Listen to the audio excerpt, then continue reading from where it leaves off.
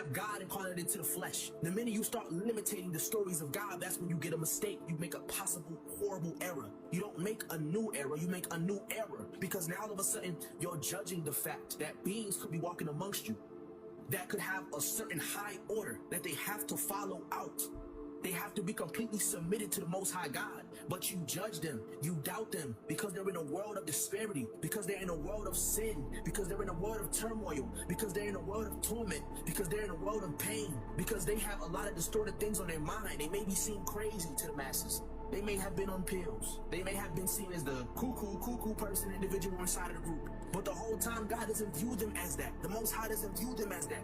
You don't know who you possibly could be entertaining. Your scripture says, beware of who you communicate with. You could be entertaining angels. And you know why I'm saying this? Because the more I get into my studies, the more I start decoding information. And I don't just decode information on some cute shit. I go to the nitty gritty. I break down the possibilities of it being false. I break down the possibilities of it being true. I break down what this person says about it, what this person says about it, and I bring them all together to bring a certain level of unison. If nobody understands this now, right? Because nobody's teaching this way of knowledge. Nobody's teaching this way of information. Only a few. Phase one, I can say, is the only one that's teaching this way of information. Malachi York was the only one that was speaking about God incarnating into the earth every 25,000 years, or certain angelic beings like Nephilim or Giborians, mighty ones, right? Entering and incarnating into the earth plane every certain year to be able to fix certain things. There's certain prophecies that line up way beyond what we know as the Bible time that speak about certain beings that can incarnate and enter into the realm, and you wouldn't even know who they are because of the fact you're overlooking them. Because you just see this human fleshly being, you can't see the soul.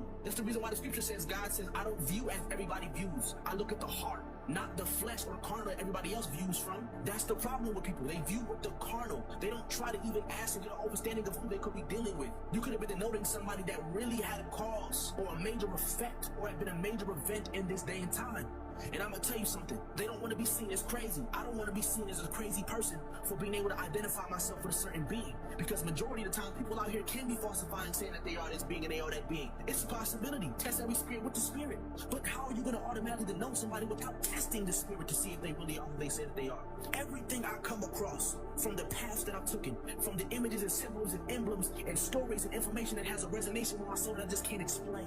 Who's to say that others don't feel that same way and don't know how to explain that? They get deemed as crazy upon the common people. They did the same thing in their scripture to Jesus. When the nigga was saying that he was God and he was the son of God in the flesh, they didn't believe that nigga worth a lick. Maybe they did in their hearts in some way, but they were at a war with their own self, an internal battle between the carnal and the spirit. The carnal, what it does is it finds a way to be able to block out right reasoning. Because why would this person be this person if they're in the same predicament? If they can't do certain things, mysteries and wonders that this person was supposed to do? Why can't this person fly? Why can't this person make the world do better? Let me ask you something, right? When you come into this reality, right, every single one of us have a natural born light. Every single one of us have a natural imagination. Every single one of us has a visceral emotion, has an intuitive aspect of ourselves. We connect with certain beings and deities. We connect with certain things, like even on cartoons. When somebody's saying they want to be a superhero, they want to be Pokemon, they want to be a Power Ranger, they want to be a Ninja Turtle. Why do they all resonate with these beings? Because of the fact that their essence in themselves, before they were born, which your scripture says, they had a resonant frequency that was attached to them with that type of superhero natural being. And it gets suppressed due to the normalities of the way of this world and the way of this existence. I've seen in so many movies how there's a being who is a heavily powered being. They come here and they end up indulging into the ways of this reality or this matrix, and they end up losing their true essence. Malachi York says it. He puts inside his book, The Golden Child. They put it inside the movie, The Golden Child, with Eddie Murphy, about how beings can come here and lose their way and lose their true route and destination because they don't know their destination. They don't know where they're going. Their GPS is here all over the earth. The GPS to me stands for GPS, God's personal servants. When somebody's lost on the road, they don't know where their vehicle be directed to, you got GPSs that are leading them back to the truth, leading them back to the high ways or their higher ways, because God's ways are higher than man's. It's in your scripture, it says that. So if God's ways are higher than man's, then God's thoughts are higher than man's, then God's visions are higher than man's, then God's intuition is higher than man's, then God's prophecies are higher than what man can even come to fruition and fathom. And the reason why I'm explaining this is because we have to set the record straight.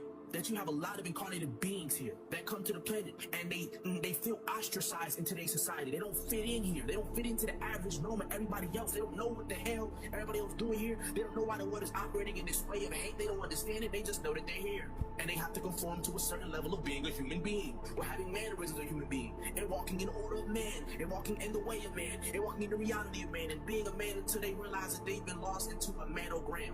They've been lost into the carnality of the flesh. Some of us have many addictions. Some of us have many things in our mind that we don't know how to erase because this world has been invoked with black magic. I was breaking this down before about how our words in itself are invocations, vocabulary. I learned that from phase 1.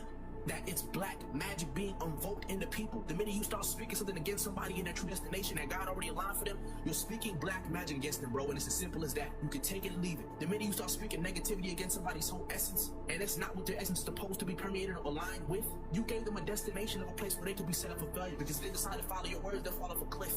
Because you can't see that far. You don't have the art world to be able to tell somebody what they are. You don't see the predestinations. The scripture says before you were born, I knew you, Jeremiah. Y'all niggas didn't know us before you was born. Y'all niggas just see the fleshly and think you know somebody because you can get a certain image. Let me tell you something, you're not even really seeing when you see me, nigga.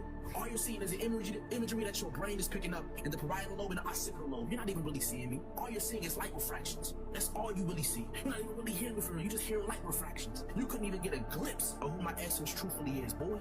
And that's just to say, who have you done that to that you don't know who you're talking to? Let me explain something to you, man. All of these correlations and connections, they come together by the one that is able to connect it, an onyx, right? Somebody that's able to see the path and see the distinction between every other path and see how it's leading to a certain path in itself. It's designated. It's designed innately. So once somebody is able to see the intricacy of this design, they see how everything in itself is speaking a certain similar pattern to the design. And where the design is going to, the pattern, it's already been patterned, bro. People can see that. I can see that. So that means that's the reason I can go through Hinduism. I can study Buddhism, Jainism, Taoism, Confucianism. I can study Islam. I can study Christianity. I can study Nuwapianism. And guess what? I can pull a similar story from all of these things and extract it and make it make sense on how this is a certain path to God. Or how it's a certain path. So you got beings that incarnate that you don't even know exist.